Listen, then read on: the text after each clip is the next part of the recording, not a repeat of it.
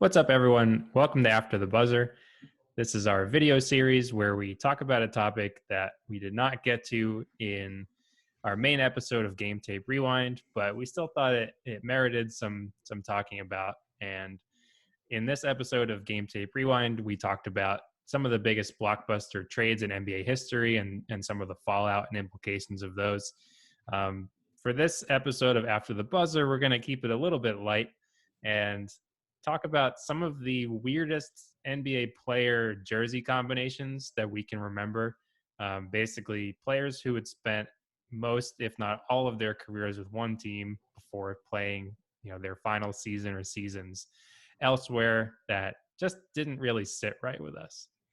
Yeah, it's funny, some intern at ESPN or Bleacher Report gets paid to put this post up every, month where it's just random people in jerseys that don't seem right. But, it's something that we had thought about before anyway. Just who do you identify with a particular team? And it's just so odd to see them. We're experiencing that now, obviously, with several different players, including James Harden, who we were talking about in the podcast. For me, and especially as a regional player to where I grew up in Delaware, I think of Allen Iverson, not only because of the area, but our age. We grew up and that was the perfect, that was who we grew up with. That was the Kobe Bryant, Allen Iverson, Tim Duncan, Kevin Garnett, all of those guys. And, for the better part of, over a decade, 12 seasons in Philadelphia, I would say for me, that's one of, if not the most iconic cultural person to a particular city or team.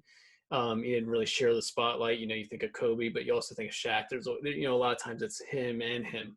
Mm-hmm. But for Allen Iverson, that, especially that black Philadelphia 76ers jersey, and I know a lot of my friends growing up, at least had the shirt or they were lucky enough got the jersey.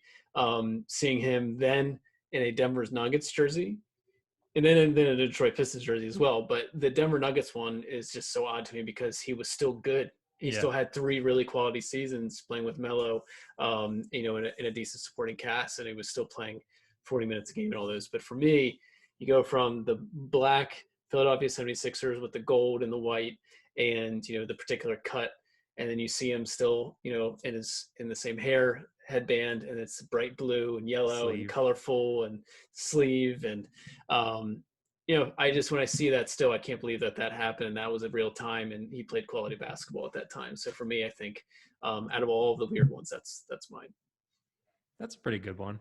There are a couple that are bouncing around in my head. I think the weirdest ones to me both involve the Lakers. First was Karl Malone after spending 20-ish years with the Utah Jazz. 100 years. John Stockton, basically chasing a ring. Can't blame him for that, but spending that 1 year with the Lakers, ultimately not being able to fulfill that destiny.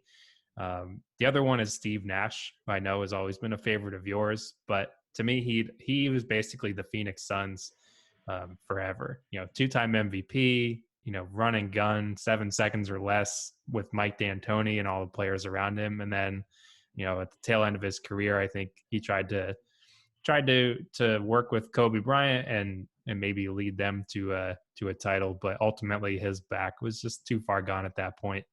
I think those are 2 players who were pretty much definitively at the end of their careers, whereas AI still had some game left. So not exactly the same, but I think back to those, and I think my brain just kind of blocks those memories out.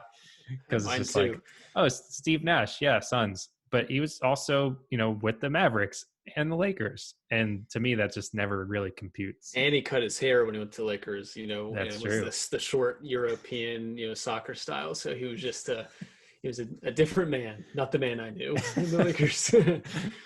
Well, I'm sorry for your heartbreak okay. there, Eric, we're still figuring it out. I'm good. I mean, hey, he's still figuring it out too. So. True. And figuring it out with 3 superstars and, maybe a championship on the way.